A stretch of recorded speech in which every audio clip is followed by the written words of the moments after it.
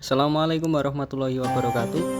Perkenalkan, saya Leonda Maulana, mahasiswa semester 2 Teknologi Elektromedis dari Universitas Kediri. Pada kesempatan kali ini saya akan menjelaskan tentang sistem alarm monitoring pasien yang berbasis FSM. Mungkin banyak dari teman-teman yang masih belum tahu apa itu FSM. Secara garis besar, FSM itu adalah singkatan dari Finite State Machine. Dalam bahasa Indonesia dapat kita sebut mesin status berhingga. Secara sederhana, FSM adalah sebuah model logika yang digunakan untuk merancang sistem yang perilakunya ditentukan oleh serangkaian kondisi atau status. Pada sistem monitoring alarm pasien, FSM di sini akan mengontrol perubahan perilaku sistem monitoring pasien berdasarkan input data sensor medis yang diterima secara real time.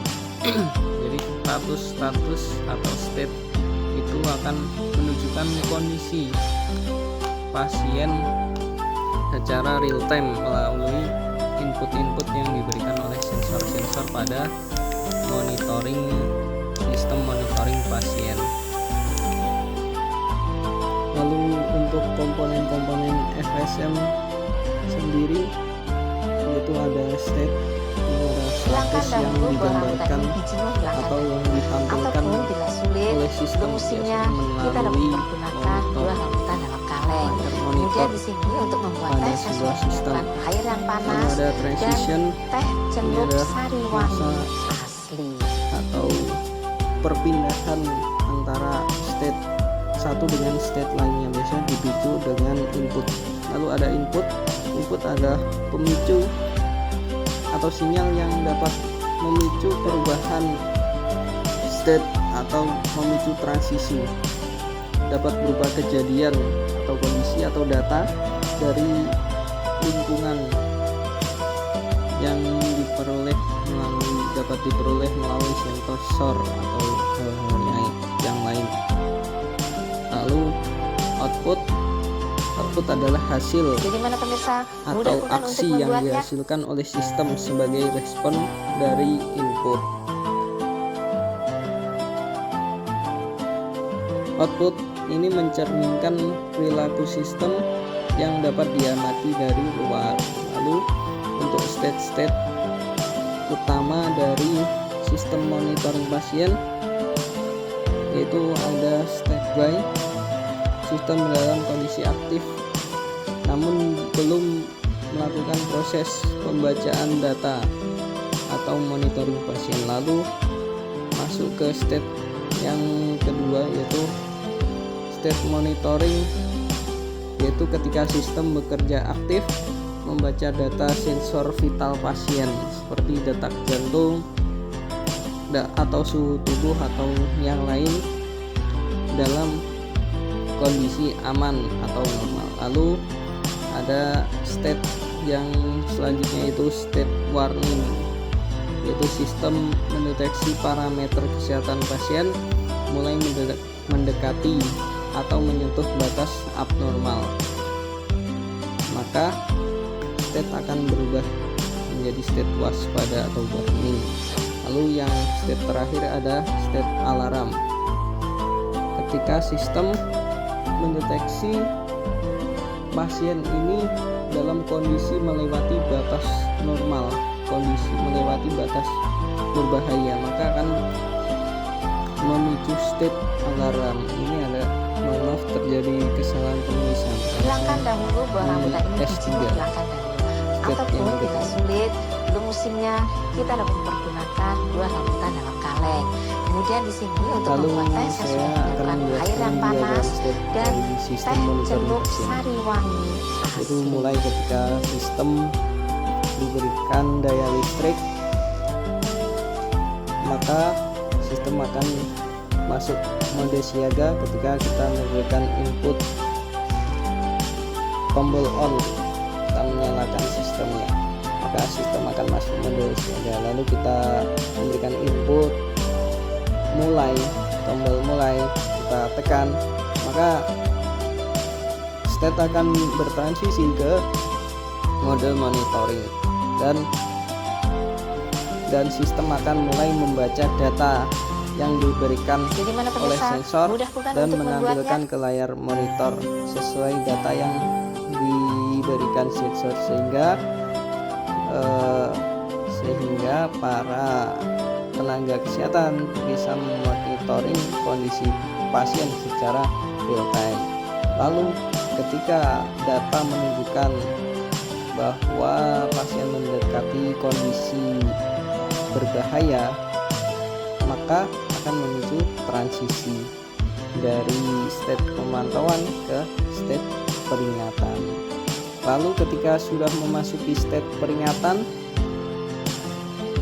data memberikan input bahwa pasien kembali normal, maka memicu transisi kembali dari state peringatan masuk ke state pemantauan lagi karena pasien sudah kembali normal.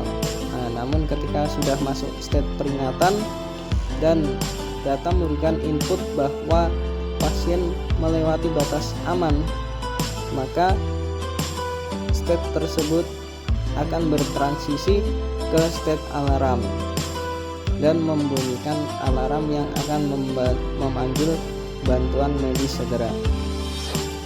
Lalu ketika mencapai state alarm dan kita memberikan input tombol reset, maka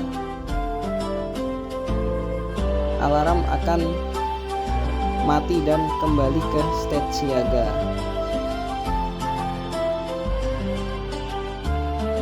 Lalu untuk state table-nya, hilangkan dahulu buah rambutan ini hijau, hilangkan dahulu. Ataupun bila sulit, belum musimnya, kita dapat mempergunakan buah rambutan dalam kaleng.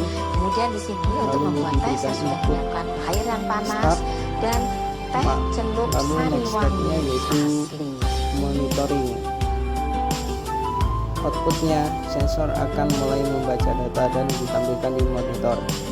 Lalu untuk current state monitoring, ketika diberi input data sensor normal, maka next state akan tetap monitoring dan outputnya menampilkan data pasien bahwa pasien normal. Lalu ketika state monitoring diberi input data mendekati batas abnormal, maka next state-nya yaitu ke state warning. Jadi mana pemirsa, memberikan mudah untuk membuatnya. Indikator bahaya, indikator warning, yaitu lampu akan memberikan warna kuning, lampu menyala warna kuning. Lalu ketika sudah memasuki state warning, data kembali normal, maka next step yaitu monitoring, memberikan output. Tampilan monitor akan menunjukkan pasien kembali normal. Lalu ketika state warning diberi input data bahwa pasien melewati batas aman, maka akan masuk ke next step yaitu alarm yang memberikan output alarm berbunyi. Nah, ketika sudah memasuki state alarm diberikan input tombol reset. Lalu untuk next step-nya akan memasuki mode standby atau kembali ke step awal. Outputnya alarm akan mati, sistem akan kembali ke mode siaga.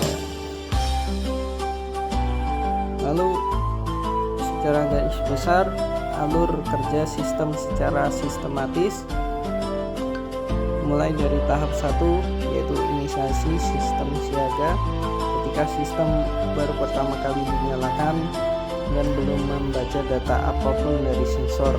Lalu masuk ke tahap 2 yaitu ketika tahap pemantauan, bila sulit, belum musimnya, maka sistem ini akan mulai memantau data dari kemudian di sini untuk membuat teh sensor air yang panas memberikan dan data ke teh sistem. celup sari wangi Lalu ke tahap ketiga yaitu tahap deteksi dini atau kondisi waspada ketika data itu memberikan input pasien mendekati bahaya, maka akan memicu transisi state ke tahap deteksi bahaya. Lalu ada tahap penanganan darurat atau ketika alarm berbunyi, yaitu apabila pasien itu sudah melewati batas normal, maka sistem akan memasuki tahap Jadi mana keempat pemirsa, ini. mudah bukan untuk membuatnya?